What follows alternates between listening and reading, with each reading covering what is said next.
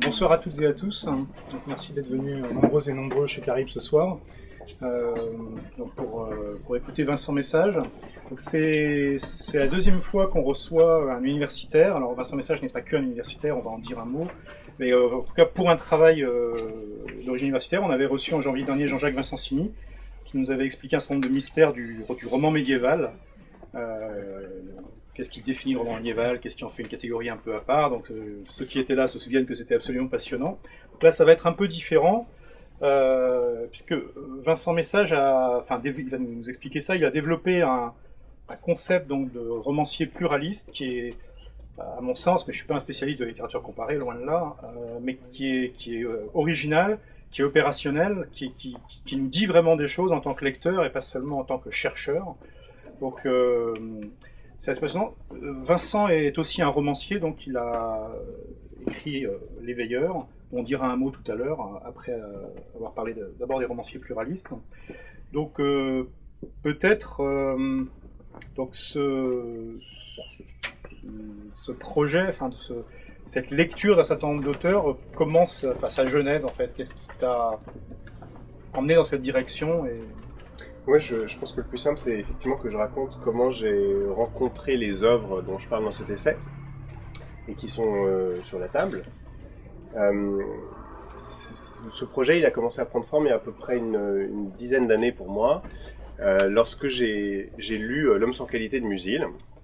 Je lisais ça et je n'arrêtais pas de corner des pages en me disant je comprends pas tout à fait tout ce que je lis dans ce roman, mais ça m'intéresse quand même bien. Ça faudrait que j'y revienne, tiens, ça faudrait que j'y revienne aussi, etc. Et puis quand je me suis rendu compte qu'il y avait quasiment plus de pages cornées que de pages non cornées, je me suis dit qu'il fallait peut-être faire quelque chose avec ça. Il y a un tome 2. Alors, à l'époque, je n'avais lu que le tome 1. Je me suis interrompu entre les deux tomes, ce qu'on a le droit de faire. Mais qu'est-ce qui m'avait intéressé dans ce livre ? Ça se passe en 1913 en Autriche-Hongrie, c'est écrit dans les années 30 entre l'Autriche et l'Allemagne. Et Musil raconte dans ce livre la dernière année d'existence normale de l'Autriche-Hongrie avant que cet empire tombe dans la guerre et éclate à ce moment-là. Donc c'est un pays qui sait plus tellement où il va, qui a des problèmes d'identité qui sont liés entre autres aux pressions centrifuges qu'exercent les minorités nationales en son sein. Et puis un certain nombre de conflits idéologiques, de conflits de valeurs, qui sont incarnés par les débats entre les personnages.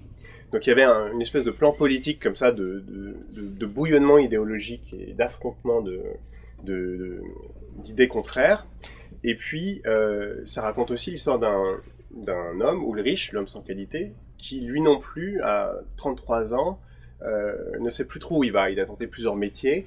Il a été ingénieur, il a été mathématicien, il a eu une phase où il faisait où il était militaire. Il ne sait pas ce qu'il veut faire plus tard. Il ne sait pas quel mode de vie il veut adopter, avec quelle femme il veut vivre, quelle vie il veut mener en général. Et donc il y a cette espèce de parallélisme entre une situation politique et une situation individuelle qui toutes les deux sont placées sous le signe de l'incertitude, du carrefour. Il y a plusieurs voies, on ne sait pas laquelle emprunter, et surtout, on n'a même plus forcément de critères pour réfléchir. Parce qu'on n'a pas une foi ou une morale bien évidente en tête, et donc à partir de là, on ne sait plus exactement quelle voie prendre. Et c'était une situation qui correspondait à peu près à la mienne à ce moment-là, finalement. Même si j'avais 10 ans de moins que Ulrich et que j'avais donc une espèce d'espoir qui était que les choses se dénouent entre-temps. Et du coup, j'ai été particulièrement frappé par ce livre, que je me suis mis à lire, à conseiller, et sur lequel je me suis mis aussi à écrire, parce que j'ai fait pas mal d'allemand dans ma vie.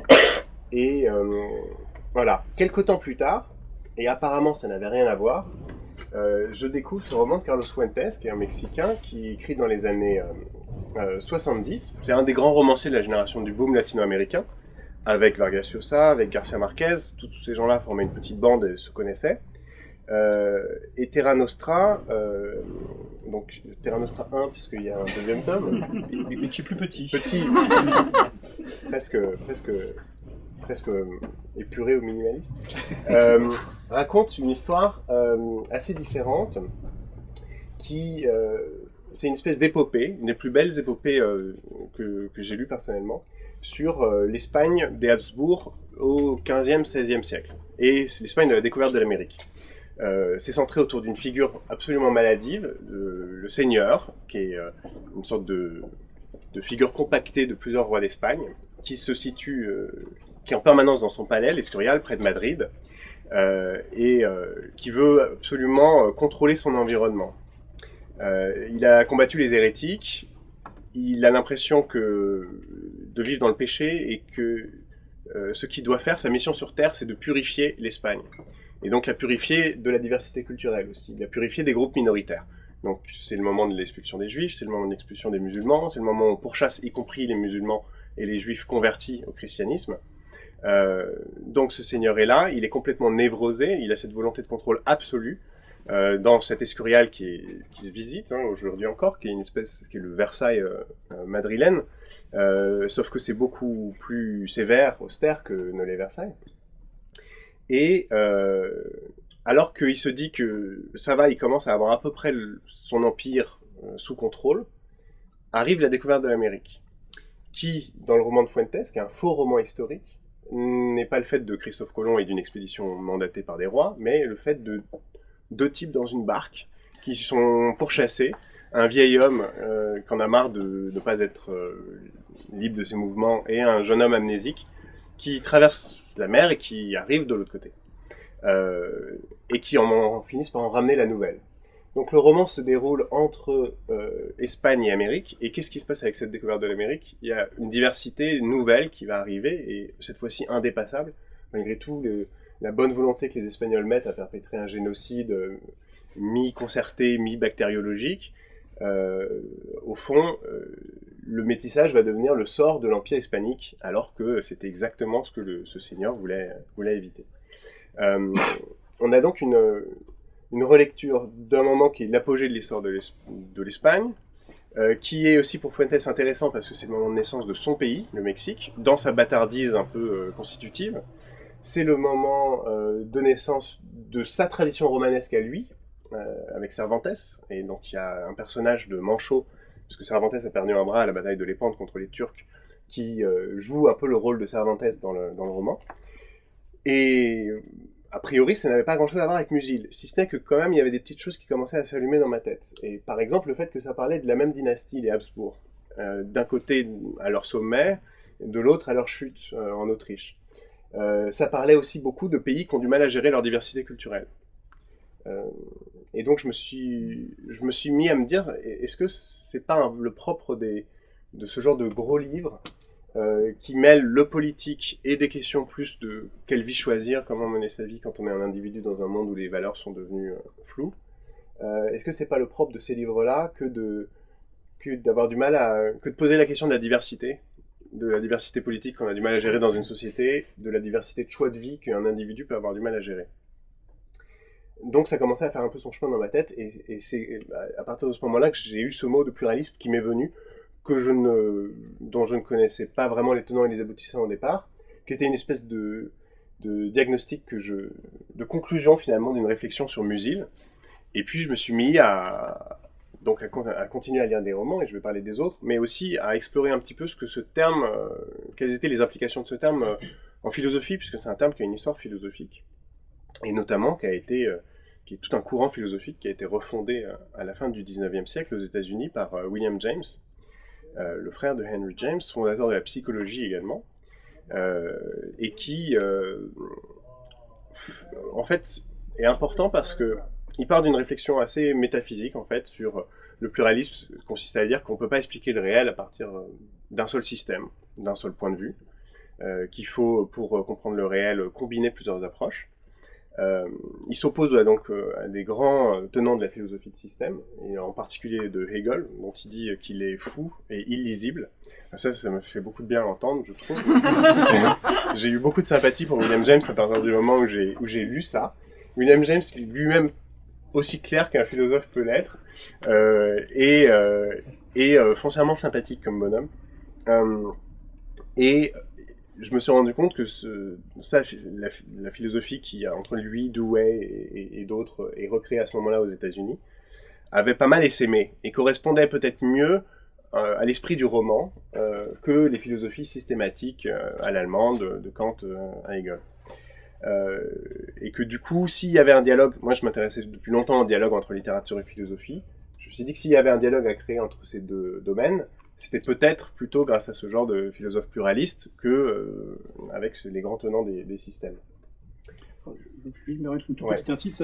Moi, c'est une des choses qui m'a le plus frappé à la lecture de l'essai, c'est que d'abord, ils sont pas si fréquents les travaux où il y a un ancrage littéraire aussi fort, enfin aussi intense, et une lecture philosophique qui est pas plaquée, mais qui est vraiment la mise en œuvre d'un outil d'analyse en fait du matériau.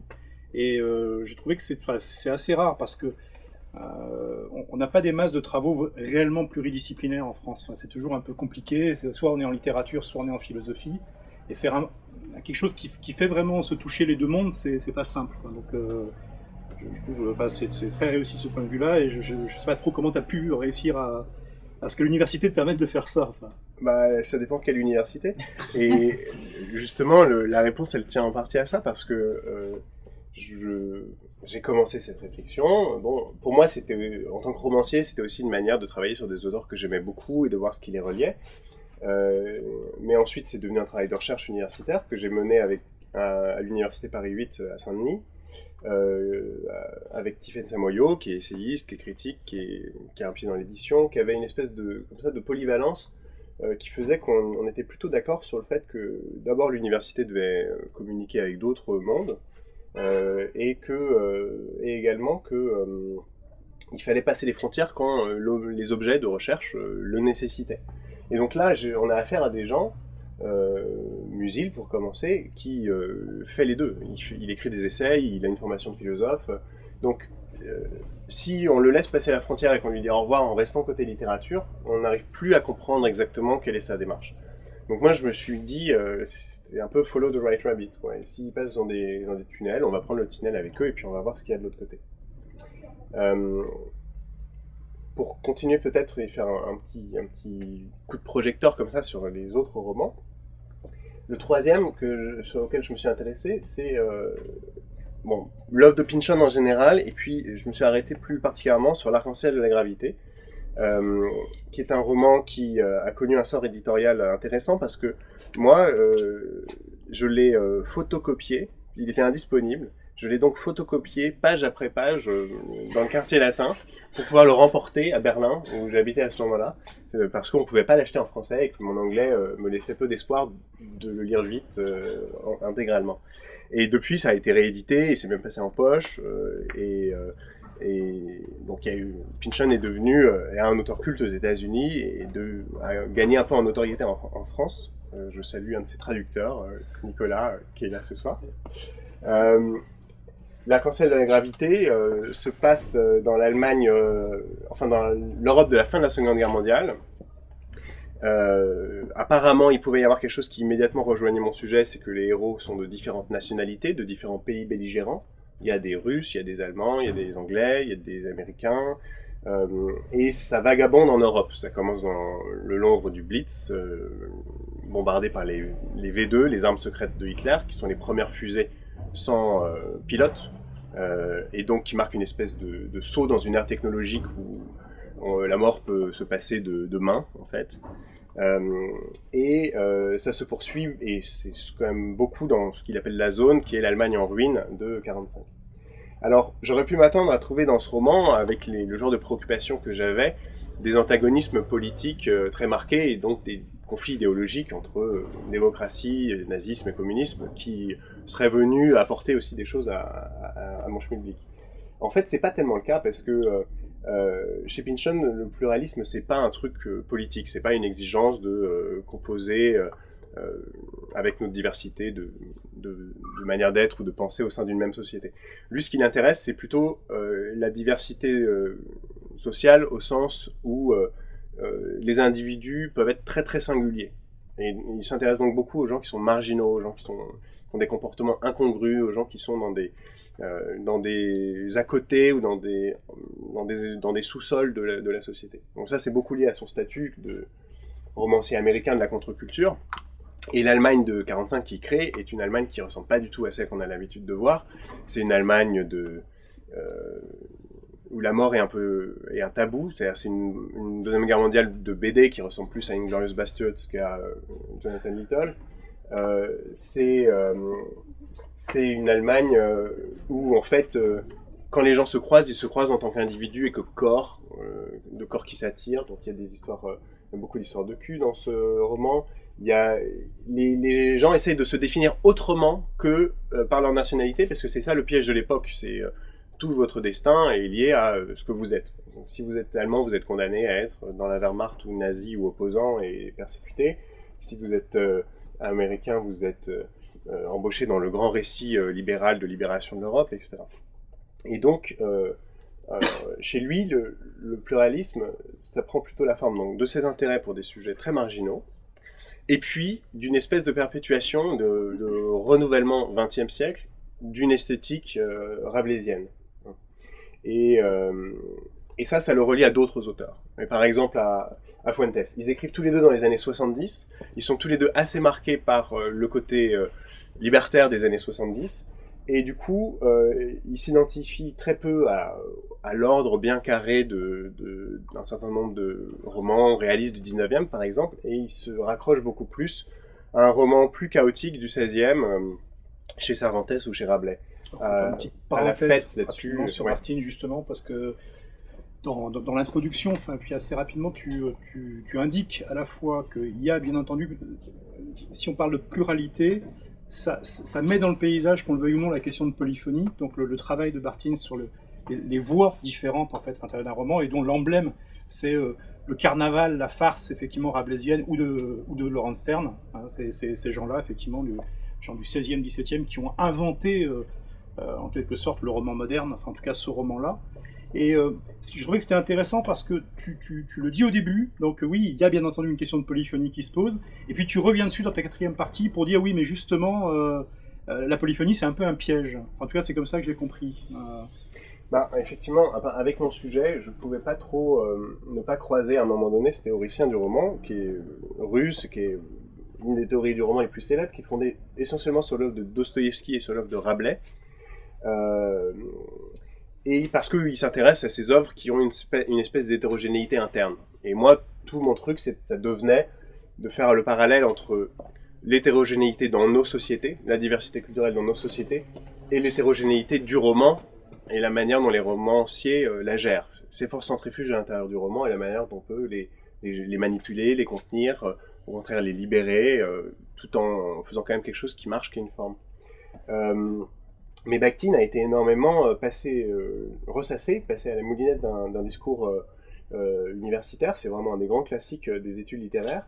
Et du coup, moi, c'est un théoricien que je trouve très très intéressant. J'avais juste besoin d'y arriver par ailleurs et de pas juste le prolonger ou le tenir pour acquis. Alors, un des trucs qu'il a inventé, effectivement, c'est cette notion de polyphonie, qui chez lui veut... Enfin, il y a plusieurs manières de voir les choses. En général, la polyphonie, on dit ça de toute œuvre où il y a une multiplicité de voix, finalement. Ça, c'est un sens très large. C'est pas vraiment le sens que lui donne. Pour lui, c'est une sorte de truc qu'il lit chez Dostoïevski, et qui a deux caractéristiques. C'est une espèce d'horizontalité entre les personnages et l'auteur, ou le narrateur plus exactement. C'est-à-dire que chaque personnage va avoir un point de vue, une vision du monde, un discours propre. Le narrateur on ne sait pas où il est par rapport à ça. Chaque personnage a une parole légitime et on ne sait pas lequel est soutenu entre guillemets par le narrateur. Et la deuxième caractéristique, c'est que ces personnages sont donc en débat, ils divergent sur un certain nombre de questions, et que ces divergences ne sont pas arbitrées. Il n'y a pas quelqu'un qui vient distribuer les bons points et dire qui a raison, donner le fin mot, dire quelle est la bonne manière de vivre, par exemple. Et donc c'est la cause, son point de départ, c'était que tout le monde se tapait dessus avec Dostoïevski dans la Russie des années 10, 20, 30, enfin celle dans laquelle il se forme, en disant Dostoïevski est un chrétien, est un orthodoxe très intransigeant, ou au contraire Dostoïevski est un anarchiste, athée, libertaire. Personne n'était d'accord parce qu'en fait on ne sait pas derrière quel personnage est Dostoïevski. Et voilà, donc ça c'était assez intéressant parce que dans mes romans, ils ont une caractéristique commune, c'est que c'est toujours des romans avec des galeries de personnages. Ces personnages ne sont pas d'accord entre eux sur un certain nombre de choses. Parfois, ils forment une espèce de petite communauté où, quand même, à certains égards, ils se ressemblent. Chez Pynchon, il y a beaucoup de marginaux, par exemple. Mais souvent, il y a quand même des moments d'opposition entre eux. Euh, et, euh, et du coup, il y a une partie de ma thèse qui est plus une partie d'esthétique du roman, où en fait, je cherche à voir, puisque mon idée c'était de parler des différents degrés de multiplicité dans ces œuvres, à quel niveau ça marche, quoi. Pas juste dire c'est multiple, c'est touffu, parce que ça, bon, beaucoup de critiques le fait, mais comme du coup cette multiplicité peut aussi être facteur de perte pour le lecteur, essayer de lui donner aussi quelques repères, et voir à quel niveau opèrent donc les multiplicités et comment les romanciers s'en débrouillent. Alors l'une d'elles, c'est la narration à point de vue multiple. Soit racontée par plusieurs narrateurs, soit juste avec un narrateur, mais qui adopte le point de vue de plein de personnages différents. Et j'ai fait toute une relecture, effectivement, du travail de Bakhtin, en essayant de l'ajuster aux thématiques propres à mes romans, qui sont un peu différentes, et ça va m'amener à parler des deux derniers, qui sont aussi celles de la mondialisation culturelle, puisque ce que dit Bakhtin, c'est la polyphonie, elle est liée aussi à des écarts de langage, à des écarts d'idéologie, à des écarts sociaux. Donc c'est ça, ces questions-là, ces questions à lui. Et pour moi, ça ajoutait beaucoup la question culturelle. C'est pas juste des gens qui n'appartiennent pas à la même classe sociale. Dans les romans dont je parle, c'est aussi pour certains d'entre eux des personnages qui n'ont pas le même parcours et n'ont pas la même culture d'origine. Et en particulier, donc, dans les deux derniers romans, qui sont Les versets sataniques de Salman Rushdie et Tout le monde des doigts glissants. Rushdie, le livre est à la fois très connu et méconnu parce que le scandale de la fatwa prononcée par Khomeini suite à ce livre, à la parution de ce livre en 88, a quand même beaucoup occulté son contenu concret. C'est une histoire de migrants, de deux acteurs indiens migrants dans l'Angleterre des années Thatcher, à Londres, qui sont victimes en fait d'un crash de leur avion. Ils y survivent miraculeusement parce que des ailes leur poussent. L'un devient un ange, l'autre devient un diable. Donc on pourrait se dire qu'ils ont de la chance, mais finalement le problème c'est que toute leur vie précédente est détruite parce que tout le monde est persuadé qu'ils sont morts. Ils se sont transformés en des espèces de monstres assez mal commodes à gérer dans un appartement londonien. Ils doivent recommencer tout le processus d'intégration dans la société anglaise qui n'avait déjà pas été une mince affaire pour eux. Ils ont des positions assez différentes là-dessus. Il y en a un qui veut vraiment s'assimiler, qui veut devenir une espèce de gentleman british, sans être conscient qu'en fait le racisme ne lui permettra jamais de se blanchir tout à fait. Et l'autre qui est un acteur indien mégalomane qui a joué à peu près tous les dieux dans des péplums bollywoodiens et qui est très très fier de l'Inde et qui finalement trouve que l'Angleterre est un pays tropical où les gens sont frigides. Non, un pays qui devrait devenir tropical pour que les gens n'y soient plus frigides. Voilà. Donc c'est vraiment un roman sur les effets de la migration sur l'identité individuelle. Les migrants transportent un certain nombre de valeurs. Ils doivent essayer de traduire ces valeurs dans leur pays d'origine. Je dis, les migrants sont des hommes traduits. Et le problème, c'est de savoir ce qui passe en traduction et ce qui marche pas. Alors une des choses qu'ils ont tendance à perdre en route, c'est la religion. C'est le rapport à la religion qui se modifie en route. Et l'un des deux héros du livre, qui s'appelle Djibril, comme l'ange Gabriel, donc celui qui est mégalomane et acteur, rêve, et c'est ses rêves qui expliquent le scandale. Parce qu'il y a un de ses rêves qu'il projette dans l'Arabie des premiers temps de l'islam, et en fait, ses rêves l'amènent à toute une relecture de la vie du prophète, avec cette question, ce doute qui le hante, est-ce que Mahomet était un homme d'affaires avisé qui a fait un certain nombre de compromis qui lui ont permis d'avoir du succès avec sa nouvelle religion, ou est-ce que c'était un mystique qui croyait franchement et qui s'est contenté de propager la foi en laquelle il croyait, changeant ainsi le monde de son époque.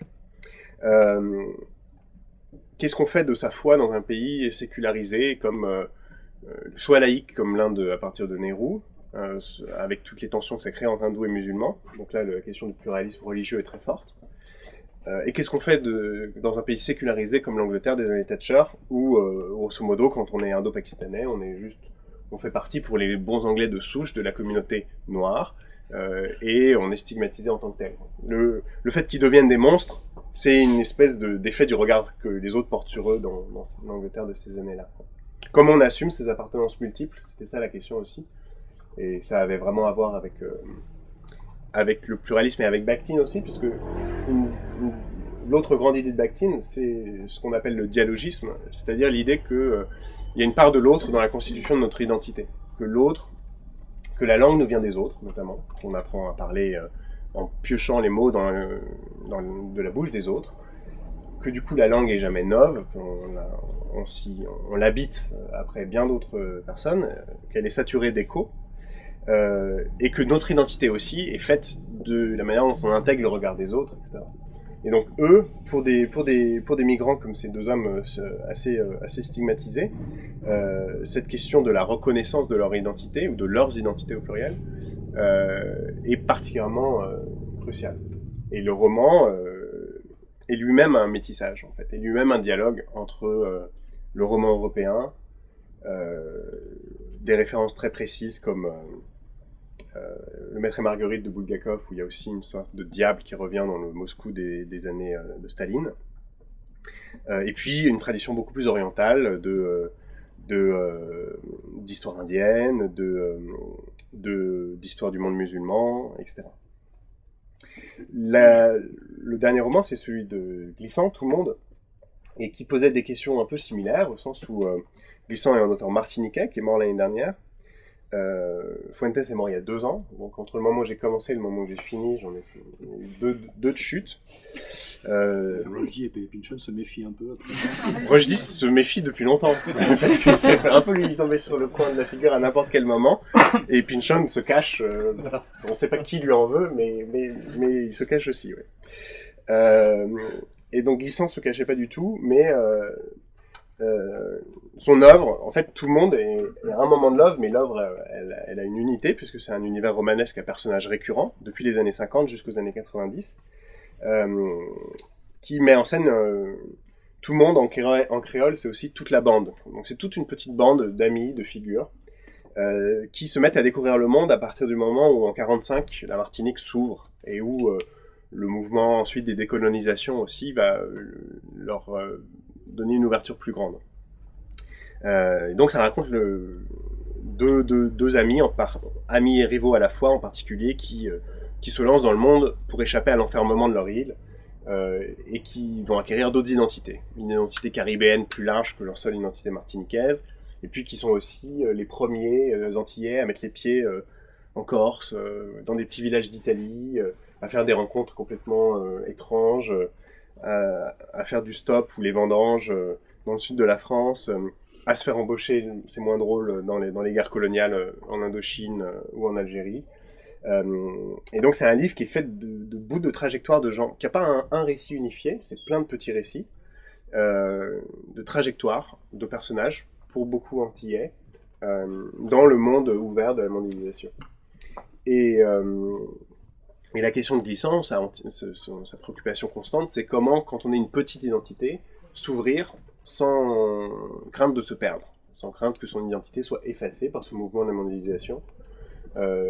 Par exemple, l'identité créole, ce qui était le point de départ d'un certain nombre de ses réflexions politiques, etc. Et une des idées intéressantes qu'il développe, c'est que d'abord, il est contre la défense de l'identité au sens identitaire du terme, c'est-à-dire la créolité, et préservant la créolité et écrivant en créole, etc. Ça lui paraît pas une solution viable. Lui, ce qu'il prône, c'est des phénomènes de ce qu'il appelle la créolisation, c'est plutôt le processus de rencontre entre des cultures différentes. Et il voit cette créolisation opérer à plein de niveaux différents. Donc il y a évidemment les langues créoles qui sont issues d'une créolisation entre langues africaines, grammaire française, patois normand et breton du XVIIe. Mais le jazz est un autre exemple de créolisation, le baroque latino-américain en est un autre, voilà, il s'intéresse beaucoup à ces phénomènes-là et il confronte ces personnages à certains, du Pérou à l'Indochine, enfin, c'est vraiment un livre qui fait voyager à ces phénomènes-là. Pour celles et ceux d'entre vous qui étaient là ou qui s'en souviennent ou qui ont vu les comptes rendus, quand Patrick Chamoiseau est passé ici il y a un peu plus d'1 an et quand Lionel Trouillot il y a 3 mois est passé, c'est bien entendu aussi des questions qui sont venues sur la truc. Chamoiseau tout particulièrement puisque c'est une forme à la fois d'ami et puis de fils spirituel de Glissant par bien des aspects, donc très attaché à cette notion effectivement de créolité surtout non fermée, avec le côté défensif d'une créolité identitaire qui pose un vrai problème à Glissant comme à Chamoiseau. et qui est aussi quelque chose que Trouillot, sans se revendiquer de la même chose, le droit haïtien c'est un petit peu différent, mais qui tient absolument à ce que justement on soit dans un processus de fluidité, où chacun vient avec son bagage, mais surtout cherche pas à le préserver d'une façon un peu maladive, enfin, c'est le mot qu'employait Lionel Trouillot, Ouais, je crois ouais, qu'il correspond tout à fait à ça. Enfin, c'est l'idée qu'on ne défend pas une langue contre les autres. Si on veut défendre une culture qui quantitativement est minoritaire, et ben c'est en défendant toutes les cultures. Donc il y a une espèce d'universalisme dans ce combat. Et Glissant était intéressant à un autre égard pour moi, c'est que il faisait le lien avec ce livre est dédié par exemple à Félix Guattari, donc qui a écrit beaucoup avec Deleuze. Et en fait, il y avait toute une arborescence qui partait de William James et de la manière dont les philosophies pluralistes ont été introduites en France, en fait, à travers un certain nombre de figures. Donc c'est un truc que j'ai un peu retracé dans l'essai, et qui menait d'un côté, dont une branche, disons, de cette arborescence menait à quelqu'un comme Deleuze, à son éloge du nomadisme, et à la manière dont Glissant s'appropriait ça, reprenait ça, alors qu'il a eu un peu les mêmes enseignants ou les mêmes lectures que Deleuze. Et c'est aussi un auteur qui écrit beaucoup d'essais, hein, donc qui est dans une circulation entre ces deux modes d'écriture et de pensée.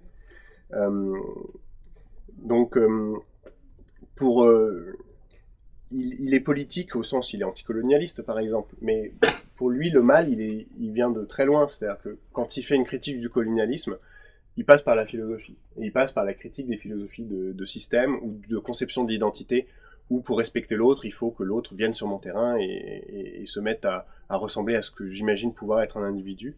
Donc il y a une grosse critique de l'assimilationnisme à la française, une grosse critique du modèle républicain dans ses extrêmes qu'on connaît, nos ancêtres sont les Gaulois dans les écoles de Guadeloupe et de Martinique dans les années 20, etc. Mais voilà, pour lui, ça part aussi de présupposés qui sont d'ordre philosophique, en fait, et qui infusent, alors dans les romans, ils apparaissent pas, évidemment, mais qui infusent quand même beaucoup la construction de son univers romanesque.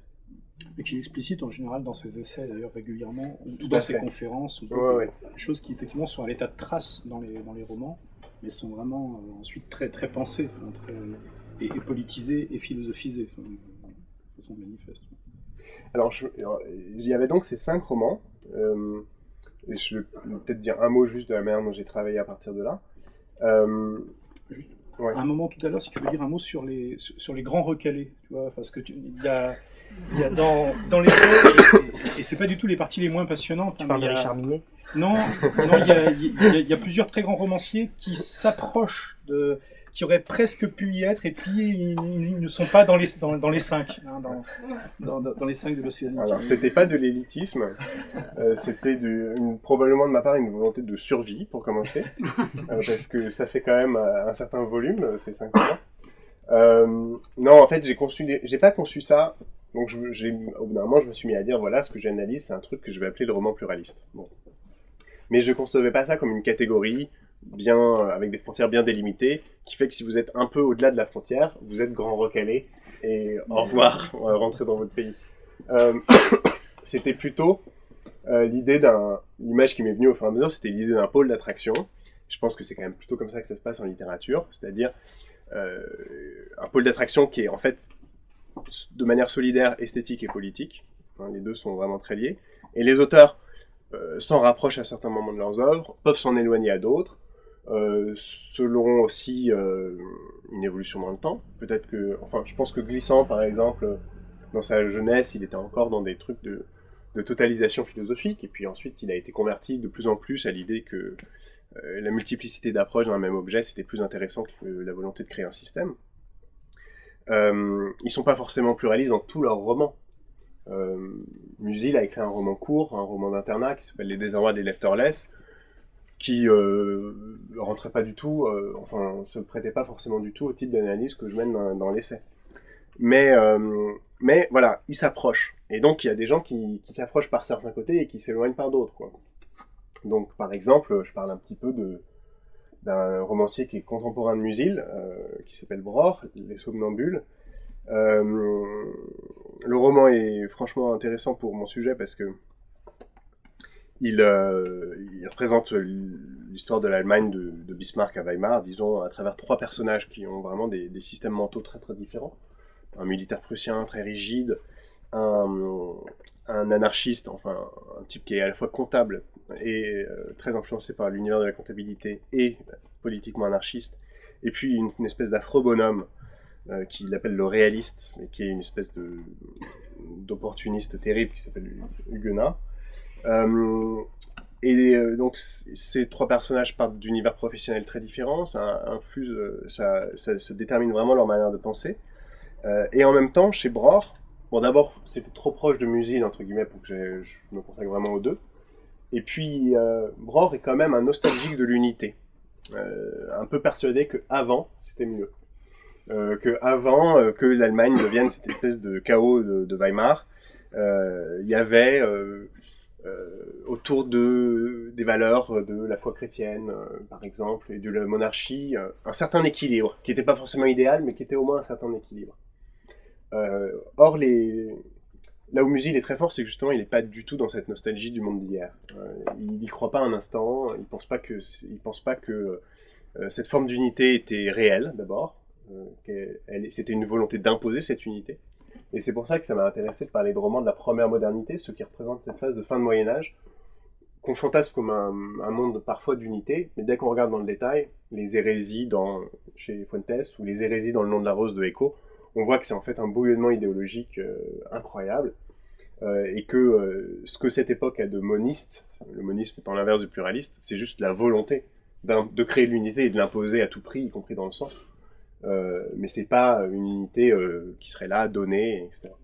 Donc, raison pour laquelle il est recalé, entre guillemets, parce que, par ce trait-là, il ne croit pas que la multiplicité soit quelque chose d'indépassable, et au fond, voilà. Alors, mes romanciers sont pas des angélistes, hein. Justement, ce qui est intéressant, c'est qu'ils disent bien que la multiplicité est compliquée à gérer dans une société et qu'elle pose problème. Simplement, ils pensent pas qu'on puisse l'éliminer autrement que par la violence, et s'ils se refusent à cette voie-là, ils se disent qu'il faut bien trouver une manière d'en tirer le meilleur profit. Et là où ça va au-delà de la tolérance, enfin les romans de la première modernité qui racontent la première modernité que j'ai analysé, c'est-à-dire Fuentes, un peu Écho dans Le Nom de la Rose, et puis Pamuk dans Mon nom est rouge, dans le Nobel turc, qui est vraiment entre deux mondes, donc qui a vraiment une œuvre très pluraliste pour le coup. Là, c'est ma méconnaissance du turc qui m'a empêché d'y consacrer plus de pages et d'énergie. Mais donc l'invention de la tolérance au XVIIe, elle se fait en réaction à cette crise de la première modernité où les guerres de religion, les guerres entre ottomans et chrétiens, où on se dit que on n'arrive pas tout à fait à dézinguer l'autre systématiquement et que donc à partir de ce moment-là, on va peut-être le laisser vivre à côté de nous, mais sans s'en occuper. Et au fond, le pluralisme, c'est l'étape supérieure, c'est celle d'après 45. Le mot même se répand après 45, avec tous les composés de pluriculturel, pluridisciplinaire, je ne sais quoi, plurilingue. Tout ça, c'est des mots récents, et leur valorisation est récente. Avant, l'unité est la seule valeur qui vaille. C'est prendre conscience que cette tolérance ne suffit pas, parce que cette tolérance, elle n'empêche pas la xénophobie, elle n'empêche pas le nationalisme qui mène au fascisme et au totalitarisme, et que donc l'étape suivante, c'est le pluralisme, qui consiste à dire non seulement que l'autre a le droit d'être là, mais que c'est mieux qu'il soit là, et que dans sa pensée ou dans sa manière d'être, on peut aller chercher des ressources pour construire un monde commun, et qu'il ne faut surtout pas se passer de ces ressources, et que même chez ses adversaires idéologiques ou politiques, il faut chercher à voir ce qui, dans leur raisonnement, tient ou est légitime. Ça ne veut pas dire qu'on les approuve, qu'on leur donne raison, ça veut juste dire que, aussi loin qu'on le peut, on cherche à voir en quoi ce qu'ils proposent est pertinent, digne, enfin le mode de vie qu'ils proposent est digne d'être vécu, leurs idées peuvent avoir une pertinence, etc. C'est ce qui fait que le pluralisme est plus facile à pratiquer en littérature qu'en politique, parce qu'il y a une vraie divergence. En politique, vous êtes censé dire que tout ce que fait votre adversaire est catastrophique, désastreux et innommable, et parce qu'il faut creuser l'écart et cliver. Le bon romancier n'est pas celui qui fait ça, c'est le bon créateur de fiction en général, ça va aussi au cinéma. C'est celui qui, au contraire, va voir, même chez la figure de l'ennemi, tout ce qui fait quand même de lui un être humain à peu près comme moi, qui a ses raisons. Ça ne veut pas dire que je les approuve, mais ça veut dire que dans sa tête à lui, elles sont de bonnes raisons, etc. Non, d'ailleurs, je pensais très récemment, après avoir lu un romancier pluraliste, ça m'a remis en tête que l'évolution en fait du travail de ce que fait Bruno Latour depuis une quinzaine d'années, qui en fait en partant d'une direction très improbable par rapport à ça, donc de sociologie des sciences, enfin, même s'il aime pas trop qu'on classe son travail et qu'il préfère qu'on appelle ça science studies à l'anglo-saxonne, pour simplifier, disons, anthropologie des sciences, et qu'en fait, à partir du moment où il a pris un objet politique comme un objet scientifique pour essayer aussi de voir la prise de décision, la façon dont elle fonctionnait, qui était plus son terrain d'origine, ça l'a emmené de façon...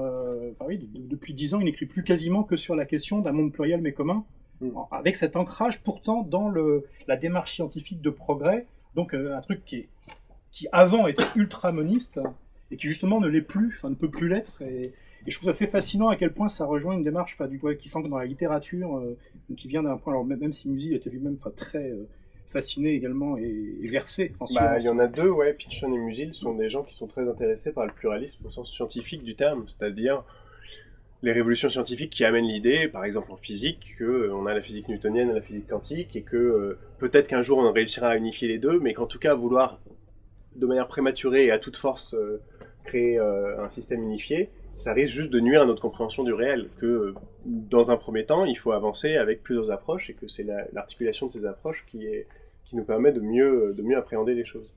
Je crois que Latour est un lecteur d'un certain nombre de philosophes pluralistes, notamment de James, et qu'il y a des choses qui chez lui viennent de là.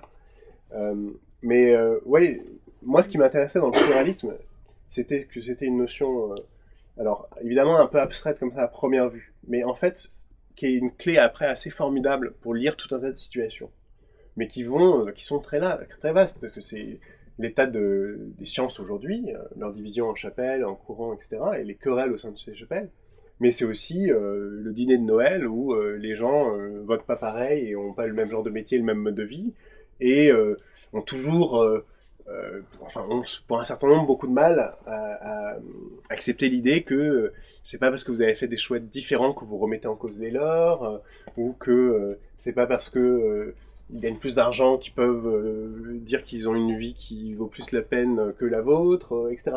Ce genre les films de névrose de Noël, par exemple, mettent aussi en jeu, ou les livres de névrose de Noël, donc de La Bûche aux corrections de Jonathan Franzen, mettent aussi en jeu cette espèce de pluralisme de mode de vie à une micro-échelle, qui va être celle de la famille, et où parfois c'est là que le pluralisme se constate de la manière la plus éblouissante, parce que les gens, ils ont l'air d'être... C'est pas un Indien, un Antillais et un Russe qui se retrouvent dans les ruines de Berlin et qui tapent la discute.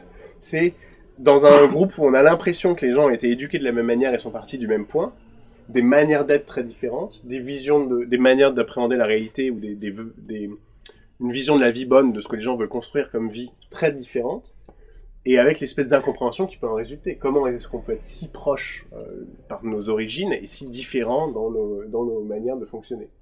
Et donc ça, j'avais trouvé ça assez fascinant. C'est pour ça que je me suis attaché à cette notion, plutôt que de prendre une notion qui aurait été juste une notion de théorie esthétique ou théorie du roman, comme polyphonie, ou voilà, qui marchait moins, quoi. Pluralisme, ça couvrait un spectre très vaste de problèmes, des sciences à des choses plus comme ça, de rapports interpersonnels, qui était aussi mon point de départ à l'origine. C'est une des choses que j'ai trouvé frappante en tant que simple lecteur, c'est ça qui m'a attiré au départ. Je me suis dit, c'est 5 auteurs que j'adore, que j'aime, mais je m'étais jamais posé la question, en tant que profane, pourquoi j'aime ces 5 auteurs. Bon, et quelques autres, mais pourquoi ces 5-là? Et en fait, je trouve extraordinairement agréable, intéressant et personnellement super éducatif de se dire, mais oui, en fait, c'est parce qu'il y a une dimension philosophico-politique commune, alors que ce sont des objets littéraires et pas des essais. Ce sont bien des romans, et même, on peut le dire, des gros romans. Il y a une richesse dedans, et en fait, c'est pas un hasard si tout ça, truc. Et moi, je n'avais encore jamais trouvé quelqu'un qui me dise finalement pourquoi je les aime, ces auteurs. Et je trouve ça, c'est super agréable, quoi. Alors ça, c'était probablement un de mes objectifs, un petit peu comme ça. C'était une manière de m'expliquer à moi-même ça.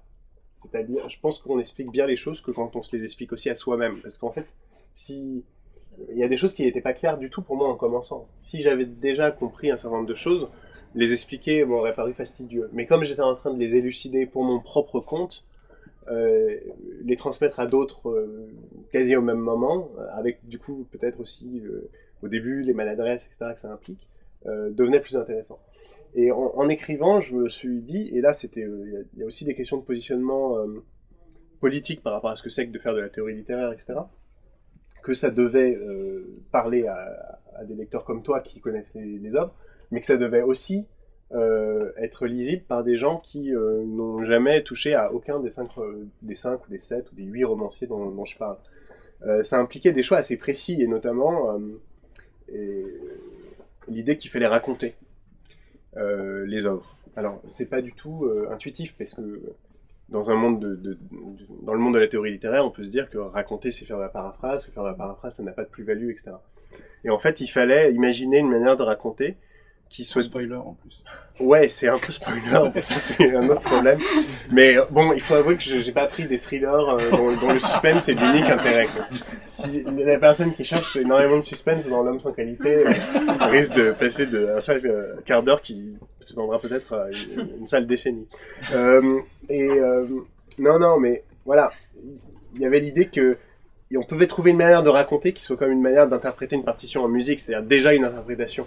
En fait, déjà une manière de souligner, de mettre l'accent sur certaines choses, et qui fasse de ces passages aussi des passages où moi je m'amuse, où moi j'apprenne des choses, tout simplement.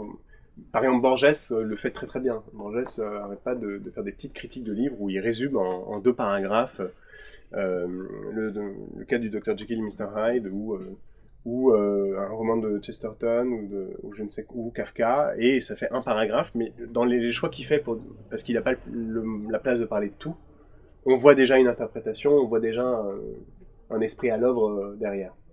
Et puis il fallait que ça ait de la chair, parce que ce qu'on a pu reprocher à une certaine théorie littéraire sous influence unique du structuralisme, c'est de devenir très très formel et de perdre de la chair. Et moi, il me semblait qu'on pouvait peut-être essayer de tenir les deux, c'est-à-dire une certaine rigueur quand même en termes de savoir sur les œuvres et de construction d'une argumentation, mais aussi toute la chair des romans. Donc ça parle énormément des trajectoires des personnages. Par exemple, c'est pour ça que j'ai tenu à ce que les personnages figurent dans l'index, au même titre que les auteurs, qu'on puisse suivre un personnage à travers le livre. Et il y a toute une partie pour dire un mot très rapide sur l'architecture de l'essai, je pars des questions les plus politiques sur des sociétés et des cultures en situation pluraliste, comment ça se passe, c'est quoi les types de situations pluralistes qu'on peut avoir. Alors il y a le choc entre 2 mondes, type mexicain et espagnol, il y a les États qui ont une telle diversité interne qu'ils explosent, comme l'Autriche-Hongrie ou comme l'Inde de Rushdie, en 1947 avec la partition. Il y a voilà, un certain nombre de situations comme ça que j'analyse. Ensuite, je passe à un niveau plus les individus, avec une idée qui est, on dit très souvent qu'en littérature, à partir du XXe, le personnage perd son identité. Et j'ai toujours trouvé ce propos trop englobant, ou trop... Voilà. Et donc, c'est sûr que l'identité du personnage devient plus complexe, et je voulais essayer de voir comment, et en quoi c'était lié à le fait qu'il y a une ouverture des possibles, qu'il y ait plus de choix, qu'il soit pas... que c'est des romans moins déterministes que les romans réalistes du 19e à la Balzac, Flaubert, Tolstoï, et des personnages qui se métamorphosent aussi beaucoup plus, dont l'identité change. Et parfois jusqu'au fantastique, comme chez Rushdie, où ils deviennent ange ou diable. Et donc dans cette partie, je suis les personnages dans toute la trajectoire qui leur permet de construire leur identité. Et de la faire reconnaître par les autres, parce que c'est pas le tout de trouver sa bonne manière d'être. Encore faut-il que ne pas trop subir la violence de ceux qui viendraient la réprouver, la contester, etc. Et dans la dernière partie du livre, je suis sur des questions plus d'esthétique du roman, hein, avec cette idée que à partir des années 70, disons, il y a eu tout un tas de penseurs qui faisaient un éloge du désordre et du chaos, en philosophie comme en littérature, et que ça avait certainement eu des vertus assez libératrices par rapport à un ordre très très carré avant, mais qu'en même temps, du coup, il y avait une certaine critique littéraire ou une certaine philosophie qui était vraiment de la philosophie du chaos, au sens où ça part dans tous les sens, mais on ne sait pas comment ça s'organise. Et donc là, l'idée, pour donner aussi accès à ces œuvres, pour les simplifier d'une certaine manière, c'était de voir comment cette complexité s'organise, à quel niveau. Alors, il y a plusieurs intrigues, plusieurs niveaux de réalité, du fantastique au réalisme, plusieurs savoirs qui sont mobilisés dans les œuvres. Ça joue avec l'histoire, la philosophie, les sciences, comment ça s'organise. Plusieurs traditions culturelles parfois. J'en ai parlé pour Rushdie, mais chez Pamuk, par exemple, ce livre, c'est un métissage très intéressant entre le roman policier et la miniature orientale. Ça se passe dans un atelier de miniaturistes à Istanbul au XVIe. Ils sont en train de se demander s'ils doivent adopter le style vénitien, le style du portrait qui les fascine, parce qu'il permet vraiment de fixer l'identité individuelle. On reconnaît les gens dans la rue quand on a vu leur portrait. Et en même temps, s'ouvrir à l'autre, c'est perdre son identité propre, qui est celle de la grande tradition de la miniature. Et puis, par ailleurs, il y a des interdits religieux qui pèsent sur la représentation non stéréotypée d'individus. Ou la perspective, par exemple. La perspective qui fait qu'un chien peut être plus grand qu'une mosquée si la mosquée est à l'arrière-plan. Ça va pas du tout. Pour le dogme islamique de l'époque. Et donc, comme il y a des conflits et des tensions, il y a certains miniaturistes qui sont assassinés. Et la question est de savoir, de reconnaître le style de l'assassin, qui est un des narrateurs qui parle. Il y a à peu près 23 narrateurs qui parlent. Il y en a un qui s'appelle l'assassin, et dont on sait qu'il nous parle sous un autre nom, mais lequel. Donc c'est assez ludique comme lecture. Et ça métisse vraiment deux choses qui sont difficiles à faire fonctionner l'une avec l'autre. Parce que le policier, ça joue beaucoup sur la psychologie, alors que la miniature, c'est des personnages qui n'ont pas une identité c'est pas très en trois dimensions, quoi. C'est des aplats, donc ces métissages sont compliqués. C'était encore une multiplicité dont il fallait voir comment elle s'organisait. Et l'essai se finit sur une réflexion sur... donc je regarde comment on manie les multiplicités, et ensuite je regarde aussi comment on les contient, parce qu'elles portent un risque, évidemment, elles portent un danger en elles. Le danger, il est très concret, par exemple, dans L'Homme sans qualité, le tome 2, s'il est un petit peu épais, l'une des raisons, c'est que... Tiens, il est monté à l'envers, d'ailleurs, ce livre. C'est que... Ça le rend plus difficile à lire, je trouve. C'est encore plus plural. Tu en veux un endroit peut-être? Non, j'ai pas de citation à faire. Si, ça va. C'est souvent à l'endroit. C'est parce que le matériau de Musil est tellement important que, en fait, bon, après, il a des petits problèmes aussi avec les nazis. Ses œuvres sont brûlées, il est exilé. Il finit sa vie dans la pauvreté en Suisse en 1942. Et il n'arrive pas à finir son livre. Mais c'est aussi lié au problème qu'a son héros depuis le début, c'est-à-dire la difficulté à choisir entre plusieurs possibles. Et donc les possibles, on les a. La fin du livre, qui mérite aussi d'être lu, parce qu'il y a des choses vraiment magnifiques dans la fin du livre, mais c'est des scénarios, c'est une arborescence. Il n'a pas choisi, et parfois il se passe une chose, et 40 pages plus tard, son contraire. Y a-t-il inceste entre les héros, ou n'y a-t-il pas inceste? Smoking or not smoking? Et on ne sait pas ce qu'il aurait validé finalement, parce que c'est pas parce qu'il a écrit un truc 2 ans plus tard que l'autre version que c'est ça qu'il aurait préféré s'il avait eu le temps d'aller jusqu'au final, jusqu'à une édition très très précise de ses œuvres. Donc ce risque de devenir informe, de rester en chantier, en même temps c'est évidemment très pluraliste parce que il y a l'idée qu'il faut ouvrir les œuvres et que nous tous, on doit pouvoir y entrer, se les approprier, les prolonger, en faire autre chose, que ce soit vivant et que ce soit pas un système clos. Mais ça peut aussi être un risque à partir du moment où la littérature consiste aussi à créer un style, une forme, et que ces choses-là soient solidaires, qu'elles tiennent. Donc j'ai essayé de voir comment les auteurs prenaient en compte ce risque. Est-ce qu'ils le prennent en compte ou pas? Ils ont beau être très attirés par la diversité des voix ou des points de vue, par exemple, ils ont incontestablement un style. On ouvre à n'importe quelle page, on sait que c'est eux. On sait dans quel univers on est. Donc, comment ça s'explique? Alors même, c'est pas des auteurs qui font du montage, par exemple. C'est pas plusieurs sources qui sont agencées et montées comme ça dans un même texte. Il y a des niveaux dans lesquels le pluralisme n'est pas contradictoire avec une très forte création d'unité, en fait. Justement parce que la multiplicité est reconnue comme quelque chose qui peut faire problème. C'est pas juste une pure jouissance, ou comme dans des œuvres beaucoup plus extrêmes, ça tombe bien, comme ça par exemple, ou dans Finnegan's Wake, il n'y a pas de problème de la multiplicité. La multiplicité est une joie. On écrit en 80 langues. C'est une pure jouissance qui, dans la plupart des cas, empêche le lecteur de dépasser la page 15, mais qui est un geste esthétique radical, très marquant. Voilà, ils vont pas aussi loin. Ils ont un sens de la limite. Donc il fallait aussi que je m'intéresse à ces limites.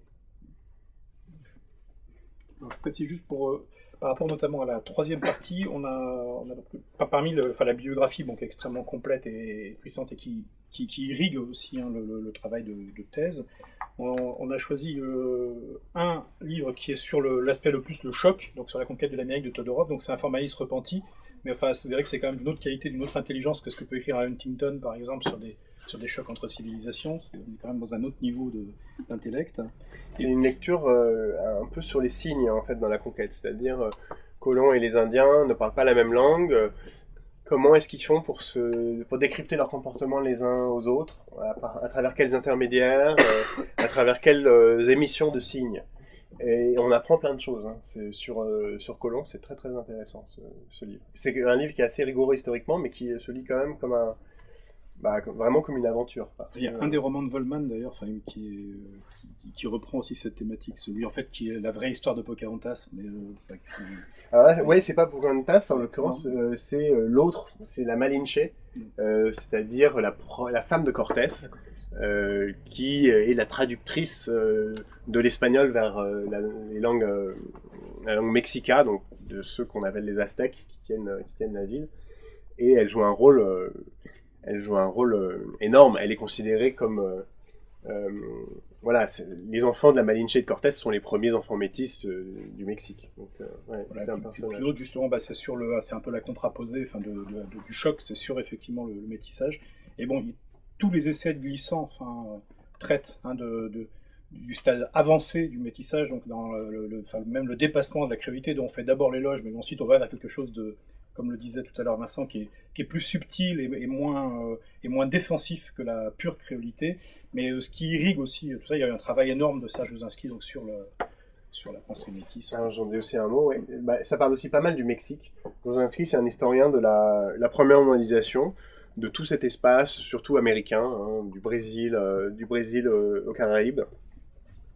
Et ce qui est vachement intéressant dans ce livre, c'est que il analyse des passages de certains phénomènes.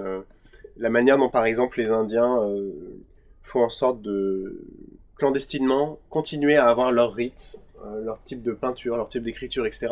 Et quels sont les groupes religieux qui les tolèrent. Par exemple, il me semble que les franciscains ont plus de succès que les dominicains parce qu'ils sont plus ouverts à ça, à ce type de métissage, au fait que les Indiens s'approprient tel et tel saint de catholiques pour masquer, comme ça se fait aussi dans la religion vaudou, pour masquer un dieu aztèque, etc. Au fond, d'ailleurs, pour moi, cette interrogation, elle était aussi liée quand même à des expériences de voyage. Je me rappelle par exemple dans le Chiapas, le prêtre qui raconte que, alors bon, d'abord, moi la messe à laquelle j'assiste, on égorge des poulets, on boit du coca parce que l'euro plaît aux dieux. Tout ça en pleine église, et puis c'est Bob Dylan à la flûte de Pan, et puis le prêtre à un moment donné nous explique que à un moment donné il avait dit ça suffit tout ça, ce syncrétisme là, la semaine prochaine c'est la messe catho tradie, et il arrive à l'église et il n'y a personne, et donc il comprend qu'il va falloir continuer comme d'habitude, c'est-à-dire avec l'héros de soda et les poulets égorgés et les enfants qui jouent dans les coins de l'église. Donc j'avais pu observer certaines choses de métissage très intéressantes dans cette région-là du Mexique. Et puis il y a eu d'autres épisodes en Indonésie, dans une région où animisme et protestantisme se mêlent. et où c'est pareil, on a un enterrement protestant, mais on a aussi un enterrement avec sacrifice de buffle, effigie en bois du défunt, qui est ensuite mis dans des falaises troglodytes, etc. Et là aussi, en fait, les gens, ça leur posait pas de problème, au fond, cette alliance-là, parce qu'ils sont pas cartésiens, et donc, pour eux, une religion, c'est pas un système dont ils devraient accepter toutes les composantes. C'est une ressource, et ils puisent certaines choses dans cette ressource, et puis ils composent avec d'autres choses, et c'est à eux de faire l'articulation. Ce qui est au fond notre manière moderne de considérer la religion, mais ce qui n'est pas celle que le dogme voudrait qu'on ait. La religion un peu à la carte, comme ça, avec chacun fait sa tambouille. Donc, ces expériences-là, qui étaient des expériences concrètes, voilà, de voyage où je m'attardais un peu, venaient aussi me renforcer dans l'idée qu'il y avait des choses à faire. Alors là, c'est pas forcément dans le domaine de la littérature, c'est là où parfois ça fait le pont vers l'anthropologie, par exemple. Gruszyński, il est entre histoire et anthropologie, par exemple. Donc, comme leur tourne, alors ça n'exclut pas de pouvoir ensuite, de toute façon, en buvant un verre, poser toutes les questions que vous voudrez encore à Vincent Message. Moi, je tenais quand même de toute façon à dire un mot sur Les Veilleurs, parce que c'est vraiment un super roman. Enfin, moi, je l'ai lu après les romanciers pluralistes. J'ai lu d'abord l'essai dans Romance dans un verre. Je ne l'avais pas lu quand il est sorti il y a 2 ans, donc je crois. 4 ans. Et c'est assez étonnant parce que c'est un roman policier. Donc, il y a un tueur qui a tué 3 personnes dans la rue, peut-être au hasard, enfin on ne sait pas, justement, qui est donc carcéré, condamné. Et il y a un psychiatre assez révolutionnaire, expérimental, et un enquêteur extrêmement expérimenté, vraiment un très haut cadre de la police, mais qui a ses attachements politiques. Les deux, en fait, vont essayer de craquer le mystère, de savoir, bon, est-ce que c'était par hasard, ou est-ce que vraiment... parce qu'il se trouve que parmi les 3 victimes, il y avait la maîtresse d'un ponte absolu de ce pays. Enfin, et...